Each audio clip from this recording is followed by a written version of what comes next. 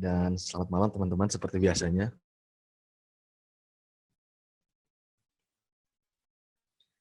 Akan ditemani saya sampai ilmu yang bisa mendapatkan ilmu yang bermanfaat lah ya. Kalau nggak bermanfaat, ya manfaatkanlah kayak gitu. Oke, langsung aja kita mulai. Jadi 2 hari ke belakang saya sedikit flashback ya. Ini tuh workshop sesi ketiga. Sesi pertama itu kita udah ngebahas bagaimana digital, kemudian kita juga ngebahas tentang bagaimana akhirnya mentransformasi atau menerjemahkan lah ya market kita menjadi sebuah targeting melalui Facebook Ads, sampai juga kita bagaimana caranya menjalankan Facebook Ads dan Instagram Ads kayak gitu.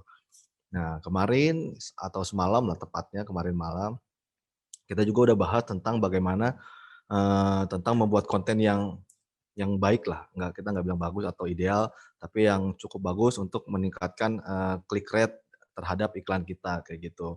Jadi kemarin kita bahas tentang CTR, kita juga ngebahas tentang atau kita bikin beberapa studi kasus tentang bagaimana meng-create konten mulai dari copywriting-nya sampai akhirnya menjadi visualnya kayak gitu.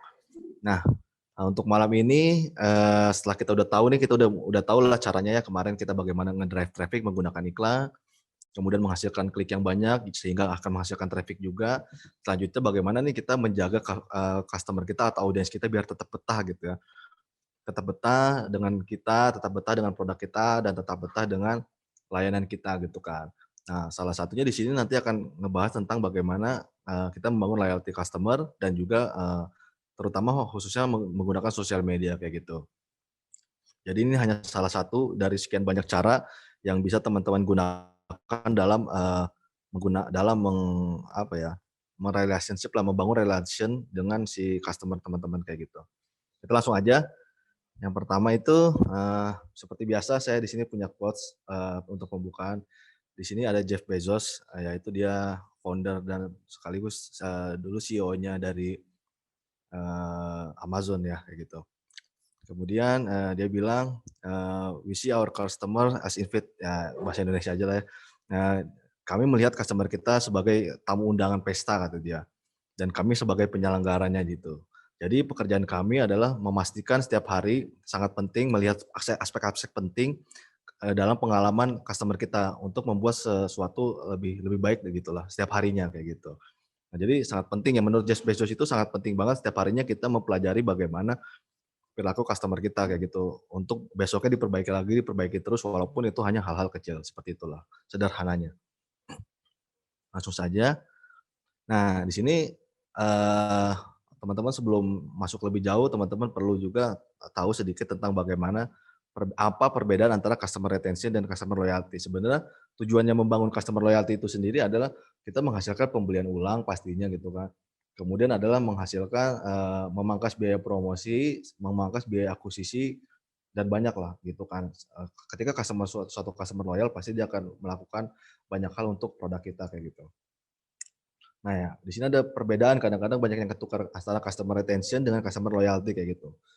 Customer retention yang pertama itu adalah customer yang melakukan pembelian ulang kepada produk Anda, namun bisa berpindah ke produk lain kapan saja. Jadi dia mungkin beli produk teman-teman, tapi dia bakalan pindah gitu, suatu hari kayak kalau ada yang lebih bagus atau lebih murah atau lebih lain-lainnya, dia akan pindah kapan saja itu bisa.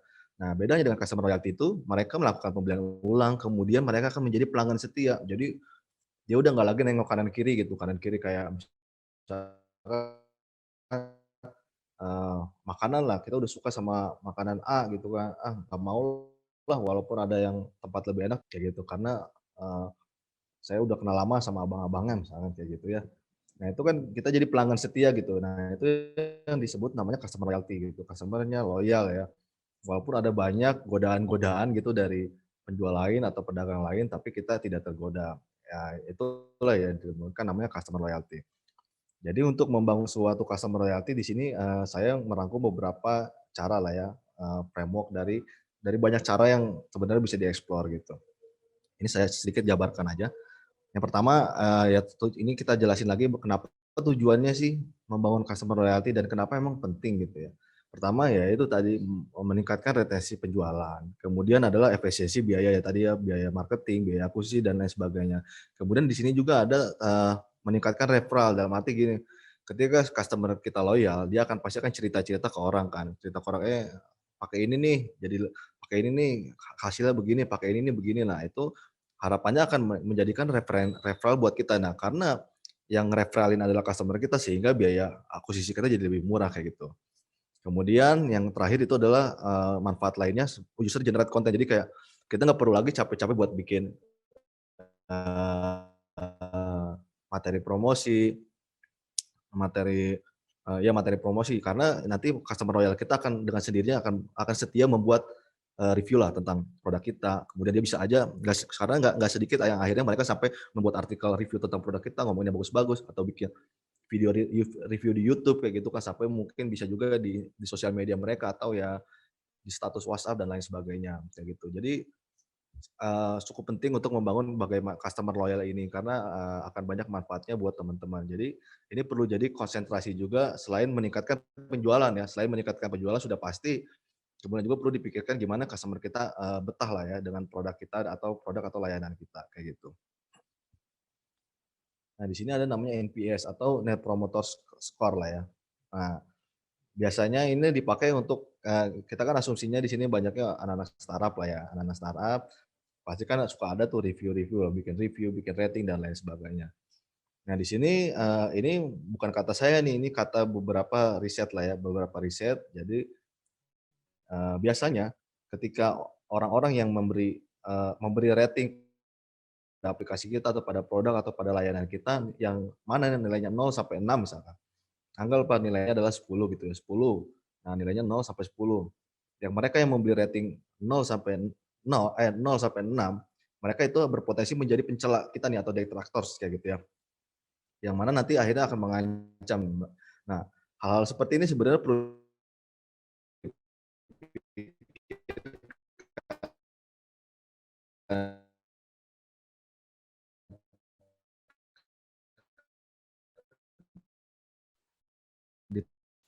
ditanya lah. Halo Mas Mereka Fahmi, kayak kita kayaknya harus suaranya tanya. putus-putus deh.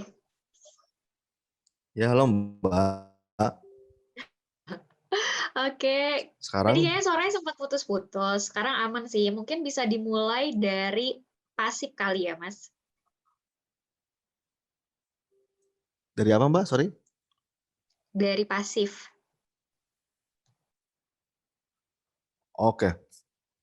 Ya, tadi saya masih dektrators sih. Oke, saya ulangi lagi ya. Jadi dektrators ini adalah, yang berpotensi untuk, mengancam produk kita ya, atau produk atau layanan kita, kayak gitu ya.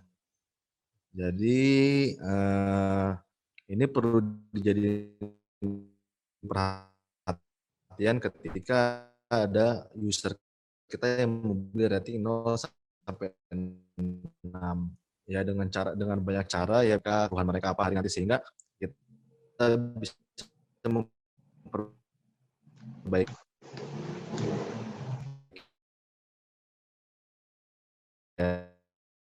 layanan atau produk kita gitu ya. Kemudian kedua, orang yang beri rating sampai 8, mereka tidak loyal gitu, mereka bisa berpindah kepada suatu produk manapun dengan sesuka hatinya mereka kayak gitu. Jenis user atau jenis customer yang seperti ini perlu juga dibangun relationship-nya atau dibangun hubungannya sehingga mereka bisa menjadi shifting ya, berpindah menjadi customer, loyal kita. Nah, yang terakhir itu adalah orang-orang yang memberi rating kepada kita 9 sampai 10 gitu ya, memberi nilai gitu. Nah, ini biasanya adalah orang-orang yang kemudian hari menjadi loyalty customer kita atau menjadi fans kita lah, menjadi fans. Nah, ini orang-orang yang nantinya akan melakukan promosi kepada kita, melakukan promosi produk kita yang tadi seperti saya bilang, dia akan dengan senang hati membuat, promosi mereka sendiri dengan senang hati, mereka akan menceritakan, tentang produk kita yang bagus-bagus, itu jadi mouth to mouth, marketing lah kayak gitu. Dan dengan senang hati mereka akan membuat konten-konten terkait produk kita gitu kan, kayak misalkan artikel, blogs, YouTube, video, dan lain sebagainya, kayak gitu. Nah, di sini ada beberapa kunci lah ya, atau key factor untuk, loyalty customer kayak gitu. Yang pertama itu ada service quality atau pelayanan, yang kedua adalah perceived value atau nilai yang diterima oleh si customer kita. Kemudian ada juga trust, yang kepercayaan. Kemudian yang keempat itu ada habit atau kebiasaan, dan yang terakhir itu reputation atau ya reputasi lah. Nah, jadi ini adalah faktor-faktor kunci yang menentukan, customer kita akhirnya bisa loyal kepada produk atau layanan kita, kayak gitu ya. Jadi, nanti selanjutnya akan saya jelaskan lebih dalam, sekarang boleh diingat dulu aja atau dicatat kayak gitu. Nah, yang pertama itu kita bahas tentang service quality. Oh, iya. Ya sedikit dulu sebelum masuk ke service quality ini, jadi kalau teman-teman pernah ikut webinar saya juga 2 minggu lalu atau 1 bulan yang lalu gitu ya, di BDV juga. Jadi kita tahu, salah satunya customer loyal itu adalah, sama dengan fans adalah traffic yang kita miliki atau database yang kita punya atau, user yang sudah mendaftar di produk kita. Nah, ini salah satu jenis traffic yang sudah kita miliki, seperti itu. Nah, oke, kita langsung aja yang ke pertama. Yang pertama itu, bagaimana sih kayak caranya meningkatkan service quality kayak gitu contohnya. Ini beberapa contoh aja misalnya. Bisa, yang menjadi atributnya menjadi faktor-faktornya ya dari meningkatkan service quality contohnya itu seperti dari customer support atau service yang friendly. Kedua misalkan ketersediaan produk atau service gitu ya. Katakan kayak gini, orang mau pesan produk kita tapi produknya nggak ada terus, "Habis Mas, habis Bu," gitu kan. Atau, dia lagi pengen banget, taunya nggak ada barangnya atau ya nggak sesuai dengan yang dia mau. Akhirnya mereka jadi kecewa kayak gitu kan. Kemudian yang tiga yaitu tepat janji seperti yang tadi, maksudnya pastikan produk yang kamu tawarkan itu sudah sesuai dengan apa yang, nanti akan dikasih ke mereka kayak gitu. Contohnya kan kayak kemarin kita udah bahas, ya dibahas di kelas, eee, TRW ya kayak gitu.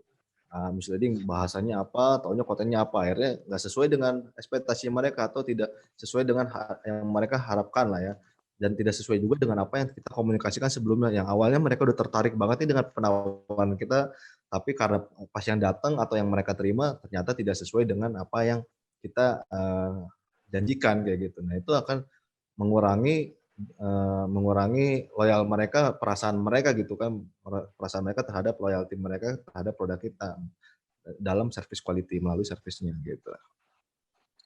Nah, ini contoh kasusnya misalkan meningkatkan customer quality melalui customer service nih, misalnya contohnya gini. Nah, ini bisa teman-teman terapkan mungkin. Pertama yaitu buatlah standar greeting customer service kayak, ini biasanya dilakukan di perusahaan-perusahaan besar lah ya, kayak ketika menerima telepon itu bagaimana caranya gitu kan. Untuk orang back office beda juga, untuk orang di resepsionis bagaimana caranya, untuk bicara kepada, top level manajer atau atasan seperti apa, ketika bicara dengan tim seperti apa.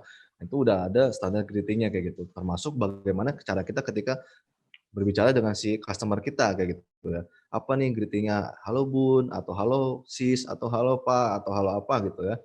Nah, itu dibuatkan standar gitu kan.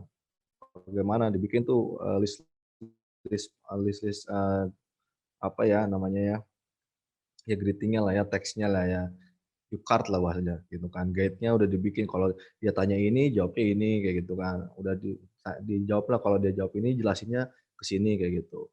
Kemudian buat juga untuk customer service perlu juga dibuat SLA atau service level agreement. Kasarnya kayak berapa lama nih paling lama kita si customer service ini harus membalas chat kayak gitu ya. Misalkan kalau dalam 30 menit nggak dibalas, nah kita harus ngomongnya apa nih, minta maafnya kayak gimana gitu kan. Sehingga misalkan kalau 1 jam, responnya juga udah berubah lagi, misalkan harus, wah kalau udah 1 jam komplain nggak kita respon, jawabnya harus kayak gimana, ngomongnya harus kayak gimana. Terus, kemudian, apa yang harus kita kasih gitu ya, layanan apa yang kita berikan. Jadi dibuatkan SLA juga atau service level agreement tadi.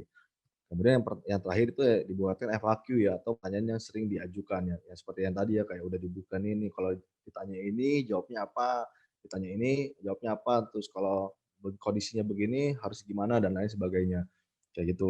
Mungkin gampangnya kayak gitu untuk meningkatkan service quality melalui customer service.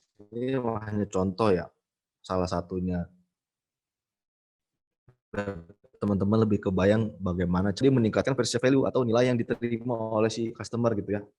Yang pertama, sebenarnya nggak beda jauh ya dengan yang sebelumnya, memberikan produk yang sesuai harapan, ya kan. Kadang-kadang Makanya kadang-kadang customer kita suka pengennya, "Sis boleh kirimin real pic nggak?" Kalau misalkan main online shop gitu ya, "Boleh kirimin real pic-nya nggak?" Nah itu kan sebenarnya, pengen lihat bener nggak sih barangnya sesuai gitu kan dengan yang diharapkan kayak gitu, atau "Boleh liatin videonya nggak?" Kayak gitu-gitu kan ada kan.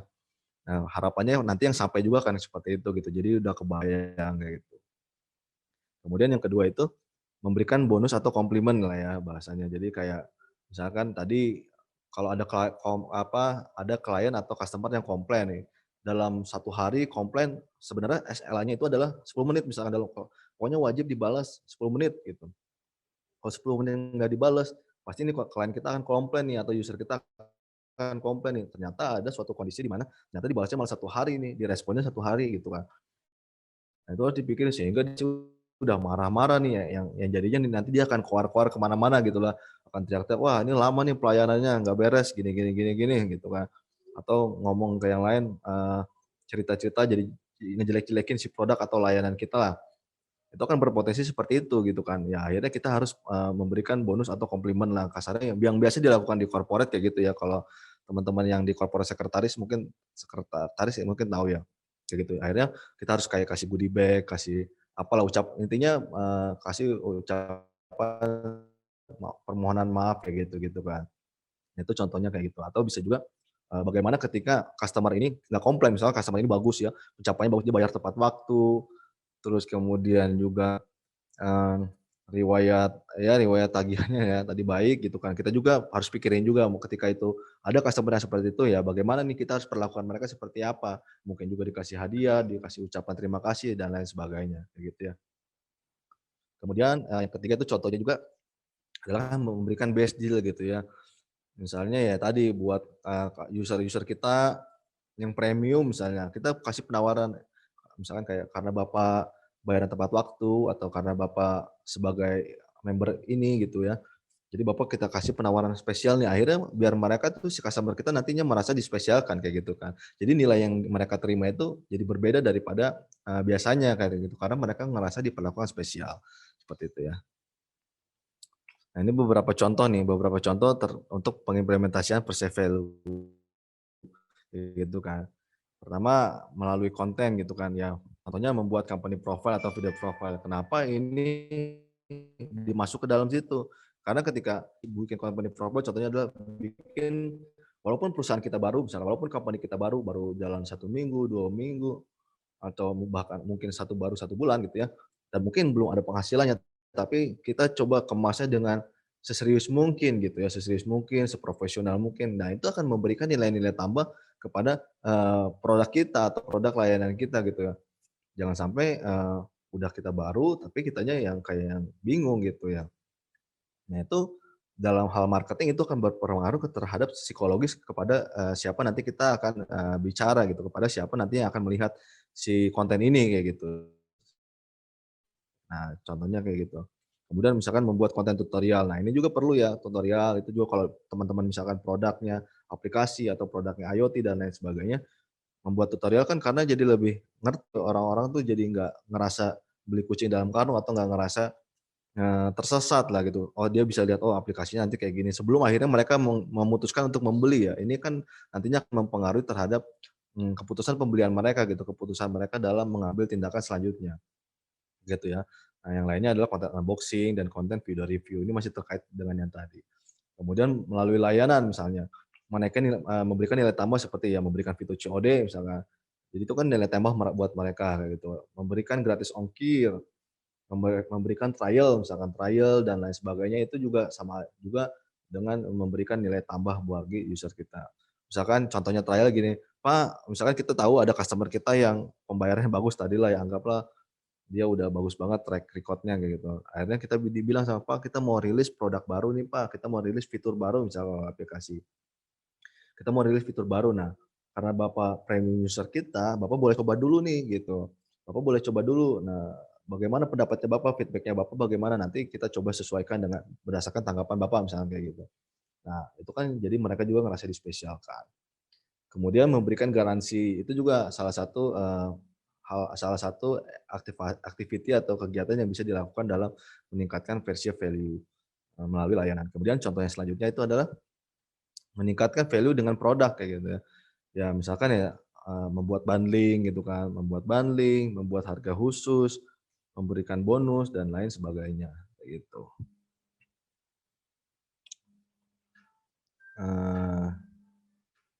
Kemudian bentar saya kayaknya ada telepon.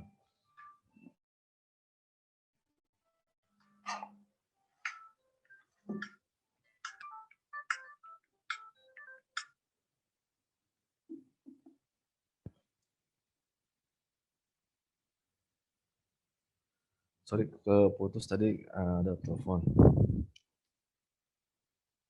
Kemudian, meningkatkan, ini yang ketiga adalah meningkatkan trust gitu atau kepercayaan ya. Nah, ini bisa dilakukan dengan testimonial atau rating atau review ya. Testimonial ya tadi lah ya, karena banyak orang yang memberikan testimoni, barangnya bagus, pelayanannya baik kayak gitu ya, memuaskan dan sebagainya, sehingga itu akan membangun kepercayaan kepada user-user baru terutama kayak gitu. Kemudian dari ratingnya juga bagus gitu kan.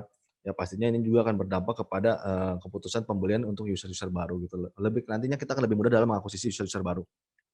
Kemudian yang ketiga itu dari review ya. Review sebenarnya agak-agak mirip dengan testimonial, cuman review itu sebenarnya lebih ke masukan konsumen kita gitu kan. Masukan konsumen kita seperti apa dan lain-lain sebagainya kayak gitu. Nah, ini contoh meningkatkan trust melalui konten ya. Tadi udah sama aja sebenarnya, ini membuat konten testimonial pengguna, misalnya menampilkan rating produk, misalkan rating produknya kita bagus nih, karena ratingnya bagus kita tampilin aja lah di dalam konten, misalnya. Kalau jelek kita umpetin gitu kan, gampangnya kayak gitu.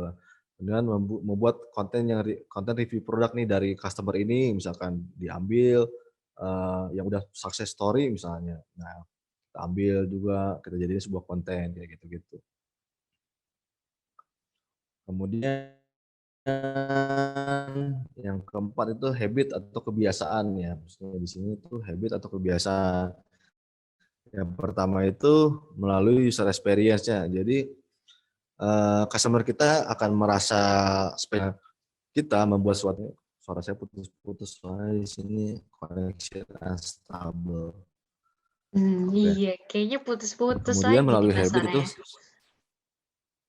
ya sekarang udah aman sih harusnya. Oke, udah. Ya. Yang keempat itu ya habit ya tadi ya. Pertama dari user experience, maksudnya di sini user experience itu apa? Ketika, user kita, eee, kita membuat suatu produk atau suatu platform berdasarkan feedback user atau berdasarkan insight daripada user kita lah ya, calon customer kita atau, calon user kita. Nah, mereka pun akan ngerasa, "Oh iya, ini bahasa kasarnya ini gua banget lah," kayak gitu ya. Gampang dipakainya, udah sesuai banget dengan yang kita harapin dan lain sebagainya kayak gitu. Kemudian ya kenyamanan gitu ya, kenyamanannya benar-benar ya mudah lah, mudah banget nih. Kayak metode pembayarannya buat ibu-ibu misalkan bisa bayar di warung gitu. Walaupun sebenarnya aplikasinya ini SaaS gitu ya, aplikasi yang high tech tapi karena pembayarannya mudah jadi ibu-ibu bisa pakai gitu, emak-emak friendly lah gampangnya gitu ya. Nah itu kan perlu dipikirin kayak gitu. Kemudian 3 ada pilihan nih, sehingga user bisa memilih gitu kan, "Ah saya nggak mau yang ini, saya maunya yang ini," gitu. Atau ya begitupun sebaliknya. Jadi, kita sesuaikan dengan benar-benar, dengan habit-nya kita. Tapi teman-teman juga jangan sampai benar-benar ngikutin semuanya ke user gitu ya, harus tetap sesuai dengan roadmap-nya teman-teman, kayak gitu. Nah ini contoh beberapa implementasi untuk, menaikkan, loyalty melalui, habit ya atau kebiasaan ya. Pertama, misalkan membuat desain website atau conversion channel itu bisa ya bisa website, bisa aplikasi, ataupun chat platform kayak gitu ya, sesuai dengan perilaku calon konsumen kita. Kemudian memberikan pilihan cara pembelian, sorry itu saya typo. Kemudian menyesuaikan bahasa, cara komunikasi sesuai dengan perilaku calon konsumen. Jangan sampai kayak gini, konsumen kita, eee orang Indonesia, misalkan konsumen kita orang US tapi pakai bahasanya website-nya Indonesia kayak gitu kan. Nah itu kan salah satu contoh yang jelas banget lah ya, kayak udah nggak cocok banget gitu. Nah itu kan juga perlu dipikirin kayak gitu.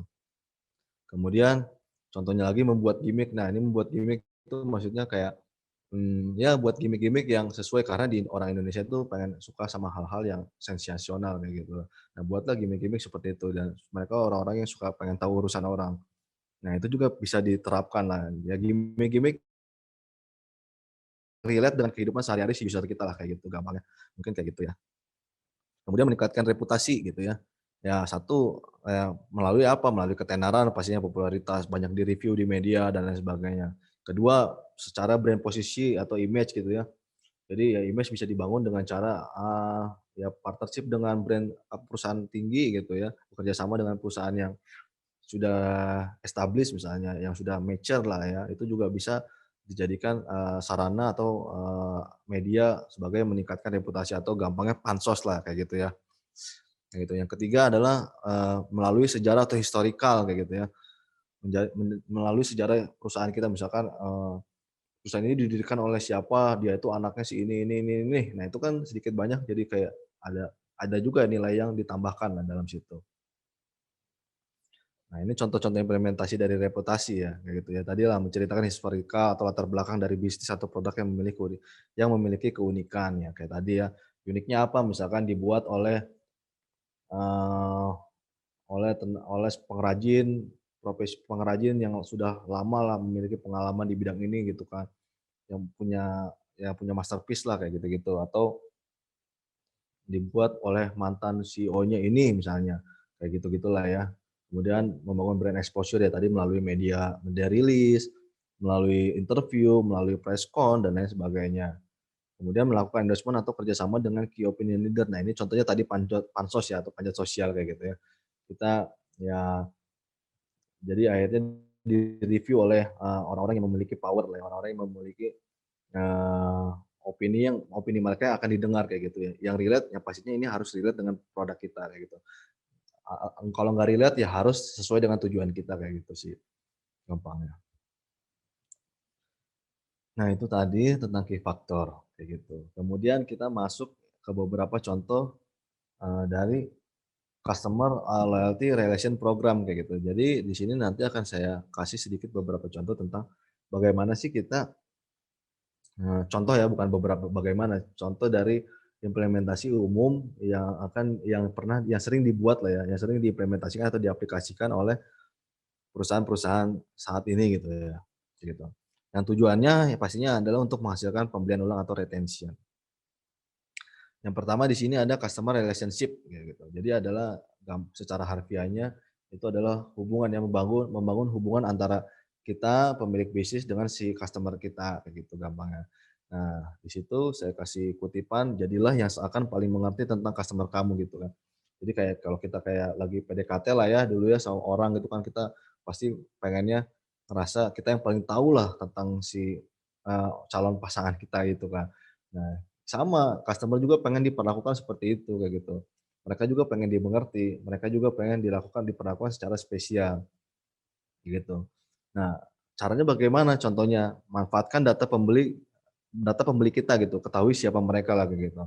Misalnya kita bisa memanfaatkan nih data user kita dari tanggal ulang tahunnya misalnya. Wow, si user ini tanggal ulang tahun, jadi setiap tanggal ulang tahunnya mereka kita kirimin, "Halo Kak, selamat ulang tahun," gitu kan. "Karena Kakak berulang tahun hari ini, Kakak berkesempatan untuk ngambil hadiah ini," misalkan kayak gitu. Nah, ini hanya contoh ya, boleh diimplementasikan atau enggak kayak gitu. Itu contoh dari, tanggal lahir misalkan atau hari khusus lah ya. Misalkan kayak, "Halo Kak, selamat hari Ibu," karena misalnya kita tahu usianya udah ibu-ibu gitu kan, "Halo Kak, selamat hari Ibu," kayak gitu. Eee, "Ini spesial untuk ibu hebat seperti Anda," misalnya. Kayak gitu-gitu ya contohnya ya. Kemudian di sini juga ada biarkan mereka menjadi yang pertama mencoba produk atau layanan terbaru. Nah, itu juga mereka akan merasa spesial. Kita kan tahu kan, mana nih user kita yang udah paling lama, misalkan kita udah tahu user yang paling lama daftar di platform kita misalkan. Kita ambil nih gitu kan, dan dia udah lama, kemudian mereka aktif lah, misalkan aktif banget pakai platform kita kayak gitu. Nah, kita ambil datanya, kita seleksi, kemudian kita kirim nih penawaran ya, kayak tadi ya saya cerita juga karena, kita mau nawarin, karena Kakak sudah menjadi user terlama kita, misalnya, oh, jadi kan dia juga ngerasa tertunjuk, "Oh, ternyata saya tuh user user lama ya," gitu kan, kayak gitu-gitu. Setidaknya ada perasaan kayak gitu gitu mereka. Jadi Kakak berkesempatan nih untuk menikmati atau mencoba lah ya, mencoba layanan baru dari kita, kayak gitu. Ditunggu ya Kak feedback-nya atau ditunggu ya Kak, surveinya, kayak gitu-gitulah ya. Nah, itu hal-hal seperti itu mereka akan merasa dispesialkan, kayak gitu. Kemudian bisa juga kita melalui data user nih ya, kita masih di dalam data user, kita lihat tren dan kejadian penting di sekitarnya dan kirimkan penawaran yang sesuai. Misalkan ya kayak sekarang PSBB kayak gitu kan ya, kita sesuaikan aja dengan kondisi lingkungannya. Ini juga harus dipikirin kayak user kita tinggalnya di Bandung, user kita tinggalnya di Jakarta, misalkan kayak di Bandung. Karena kan di Bandung dingin Kak gitu, misalkan kayak, "Halo Kak, gimana kabarnya Bandung? Musim hujan hari ini," misalkan kayak, "Kita punya penawaran khusus spesial nih untuk warga Bandung," misalnya. Nah, bisa juga teman-teman bikin penawaran berdasarkan, demografinya si user kita kayak gitu. Jadi lihat trennya terus kemudian di sekitarnya mereka sedang ada, fenomena apa nih misalkan, fenomena, misalnya sedang ada event yang besar lah yang skalanya nasional misalkan. Misalkan di Bali gitu kan, kita tahu nih ada warga-warga Bali misalnya yang sedang menyelenggarakan event-event, nasional yang skalanya nasional kayak gitu. Nah, kita bisa kirimin penawaran khusus misalkan kayak dan kita tahu user kita, akan tertarik lah misalkan, terus, misalkan produk kita atau startup kita itu bergerak di bidang tourism misalnya kayak, "Nggak perlu ngantri panjang-panjang Kak, beli aja, tiket ini di platform kita," misalnya kayak gitu. Nah itu bisa kan kita bikin, kegiatan atau campaign yang spesifik terhadap, data user kita kayak gitu. Kemudian, eee, pantau perkembangan dan jadi teman konsultasi. Nah, ini misalkan ya kita lihat aja user kita, bagaimana nih activity-nya mereka di dalam platform kita, apa yang mereka lakukan, kayak gitu ya. Nanti kita lihat, karena user kita tuh seneng banget gitu ya, user itu pasti ya, kita balik lagi aja ke diri kita sendiri. Kita kan seneng, manusia itu sering komentar lah ya, manusia itu secara memiliki kecenderungan kan sering, cari-cari kesalahan orang lah kayak gitu gampangnya ya. Kecenderungan manusia seperti itu. Nah, makanya ketika mereka konsultasi ataupun mereka mengeluh gitu ya, mengeluhkan sesuatu, mereka tuh pengennya didengar kayak gitu. Nah, makanya ini wajib juga kita selain melihat dashboard user kita juga dengerin mereka pengennya apa nih kayak gitu. Soalnya saya pengalaman gitu ya, terutama main di produk kosmetik lah atau kecantikan. Itu banyaknya itu pembeli-pembeli itu yang curhat aja. Mereka tuh pengennya didengerin dulu baru nanti kayak, "Apa nih produk yang cocok ya buat saya ya kira-kira?" Baru nanti akhirnya setelah diarahkan dari curhat, tapi kita customer service tetap ngarahinnya di prospek sama customer service gitu kan, biar tetap arahnya ke beli produk kita lah intinya kayak gitu kan. Nah, itu mereka, yang akhirnya mereka seneng gitu ya karena merasa, terjawab lah pertanyaan-pertanyaan mereka dan mereka akhirnya jadi lebih yakin terhadap keputusan apa yang mereka akan ambil selanjutnya gitu. Kemudian yang selanjutnya di sini ada, juga melakukan, pemasaran ulang gitu ya, pemasaran ulang lah ya, kepada user-user yang, dari data user yang kita miliki kayak gitu. Contohnya kayak gini, contohnya teman-teman pasti pernah saya minum dulu.